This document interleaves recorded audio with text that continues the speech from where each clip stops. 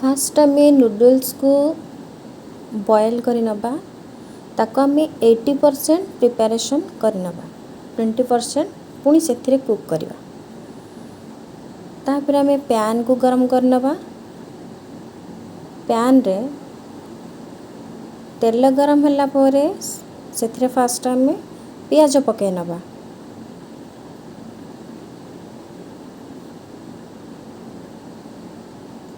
पियाज हल्का भाजी हो गला परे तापरे आमे किछि रसुण आउ कंचा लंका पकेबा। ताको मु काटिकी रखीछि एबे पकेबा।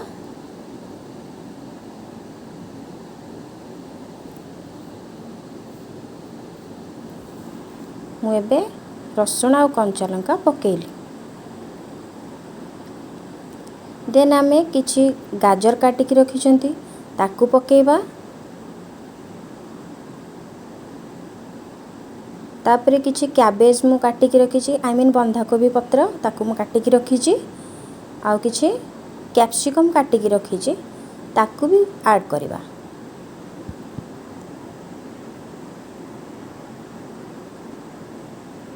सब गुडी को मिक्स करि नबा भल की।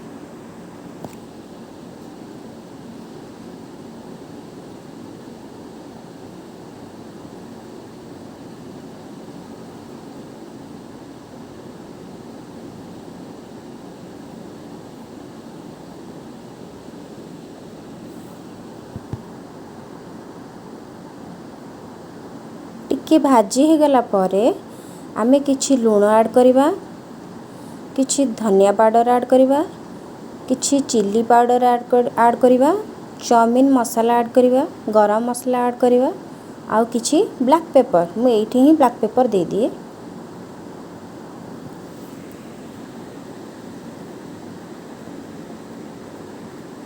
तापर आमे भल की मिक्स कर नबा। रेडी हुआ पर्यंत या को अपेक्षा कर नबा।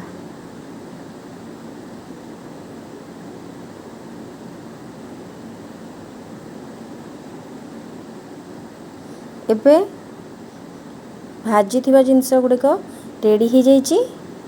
एबे हमें soya sauce, green chilli sauce, tomato sauce को ऐड करबा।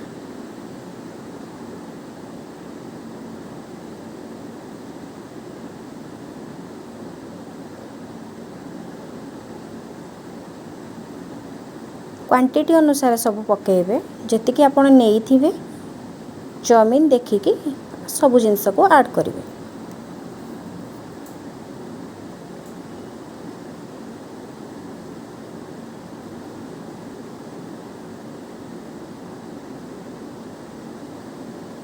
मु एबे सब ऐड कर सारली। तापे ताकू टिके भाजी नेबी पुणी थरे।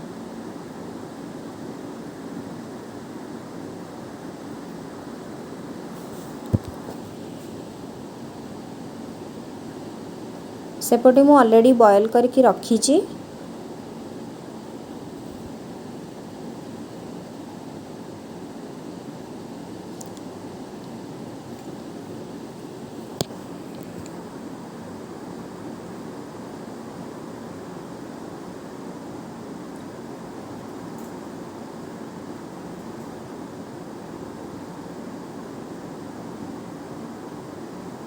मु तो एमती बनाऊची। आपण माने केमती बनाउचंती कमेंट सेक्शन में लिखिकी जणाइबे। एबे जो मु नूडल्स को रखी थी बॉयल करके ताको मु अवश्य छाणी के रखी देइथली किछि ऑयल देकी। मु सेटा देखैनी। एबे ताको ऐड कर दबा। नूडल्स को ऐड कर देला परे ताकू टिके हमें पुणी सेइथिरे मिक्स कर नबा।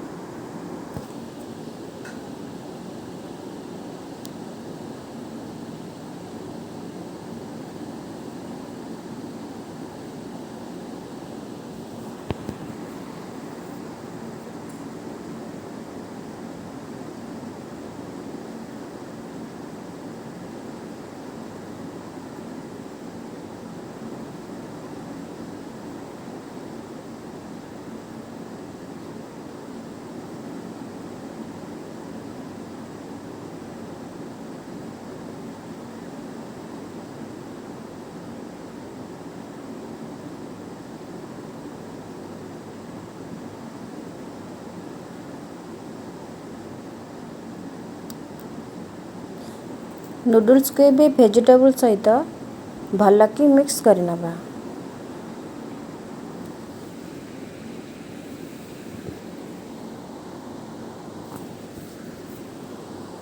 ଏବେ ଆମର ନୁଡଲ୍ସ ରେଡ଼ି ହେଇଯାଇଛି ଖାଇବା ପାଇଁ। କୋଉମାନେ ଖାଇବେ ଚାଲି ଆସନ୍ତୁ। ପ୍ରିପେୟାର ହେଇଗଲା ଆମ ନୁଡଲ୍ସ।